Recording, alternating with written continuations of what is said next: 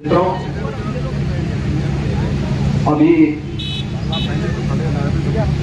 मैं अपने साथ में प्रदेश सरकार के हमारे जल शक्ति मंत्री और यहाँ के जनप्रतिनिधियों के साथ पहले मैंने सुबह पीलीभीत और इस समय लखीमपुर खीरी का हम लोग सर्वे करते थे, बाढ़ प्रभावित क्षेत्रों का निरीक्षण करते थे। मैं यहाँ पर आपके बीच में आया हूँ। 133 गांव जुलाई मास के प्रथम सप्ताह में ही आई इस अतिवृष्टि के कारण बाढ़ की चपेट में है।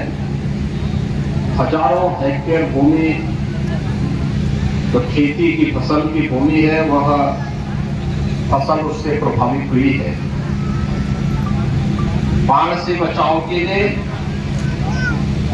जनप्रतिनिधिगण और स्थानीय प्रशासन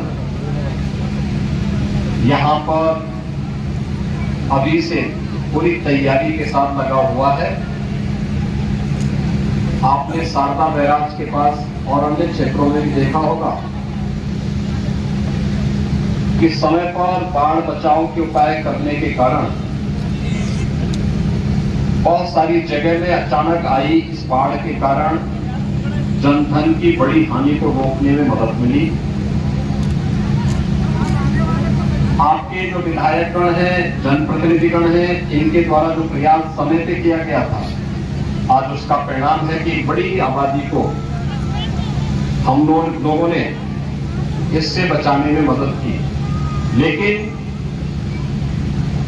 नेपाल और उत्तराखंड से काफी बड़े पैमाने पर पानी छोड़ने के कारण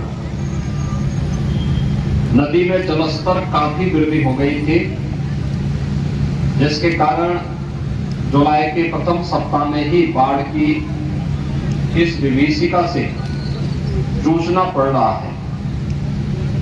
बचाव के लिए हम लोगों ने एनडीआरएफ, एसडीआरएफ, पीएससी की फ्लड यूनिट, इन सबको तो लगाया ही है।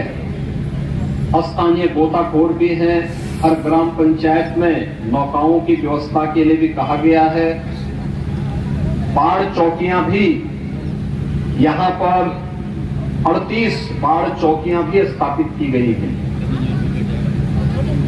बाढ़ से 12 जनपद वर्तमान में प्रदेश के प्रभावित हैं और इन 12 जनपदों में राहत और बचाव के कार्य युद्ध स्तर पर चलाए जा रहे हैं। और मैं आज स्वयं भी पीलीभीत और लखीमपुर जनपद का दौरा करने के लिए आया हूं। जनपद लखीमपुर में लगभग 1 लाख की आबादी बाढ़ से प्रभावित है और इसमें हम लोगों ने यहाँ पर अभी तक यद्यपि कोई जनहानि और धनहानि हुई है, लेकिन जनहानि नहीं हुई है, पशुहानि नहीं होने के समाचार अभी देखने को मिले हैं। लेकिन साथ साथ प्रशासन को पहले से इस बात की हिदायत दी गई है, इस सीजन में बरसात में जल जमाव के कारण सांप के काटने से, बिच्छू के काटने से या जंगली जानवरों के काटने की शिकायतें आती हैं। इसके लिए एंटी स्नेक वेनम यानी सांप के काटने का इंजेक्शन और कुत्तों के काटने या जंगली जानवरों के काटने पर एंटीरेबीज का जो वैक्सीन होता है, ये सीएससी स्तर पर उपलब्ध करवाने की व्यवस्था हो। पीड़ित परिवारों के लिए, जो भी परिवार बाढ़ की चपेट में आया है, ये व्यवस्था की गई है कि उन्हें पर्याप्त मात्रा में राहत सामग्री मिले, जिसमें लाई है 5 किलो, भुना चना है 2 किलो, 1 किलो गुड़, बिस्किट है 10 पैकेट, माचिस, मोमबत्ती, नहाने के साबुन, एक 20 लीटर का जैरकिन पेयजल के लिए, क्योंकि अगर बरसात का पानी कोई पिएगा तो उससे नुकसान हो सकता है। स्वच्छ पानी उसको मिल सके, इसके लिए क्लोरीन की गोलियां डालने की व्यवस्था, अन्य प्रकार के उपाय भी किए जा रहे हैं। तिरपाल के साथ साथ 10 किलो आटा, 10 किलो चावल, 2 किलो अरहर की दाल, 10 किलो आलू, हल्दी, मिर्च मसाला, 1 लीटर सरसों का तेल और नमक के साथ साथ जहां घरों के अंदर पानी घुस गया वहां लंच पैकेट उपलब्ध करवाने के भी निर्देश दिए गए हैं। जनप्रतिनिधिगण लगातार प्रशासन का सहयोग करते हुए, जो माननीय विधायकगण हैं वे सभी प्रशासन का सहयोग कर रहे हैं और प्रशासन एनडीआरएफ, एसडीआरएफ, पीएससी की फ्लड यूनिट, पुलिस आदि की मदद से, स्वयंसेवी संस्थाओं की मदद से प्रभावित परिवारों पर राहत और बचाव के कार्यों को आगे बढ़ाने के लिए पूरी प्रतिबद्धता के साथ कार्य करेगी।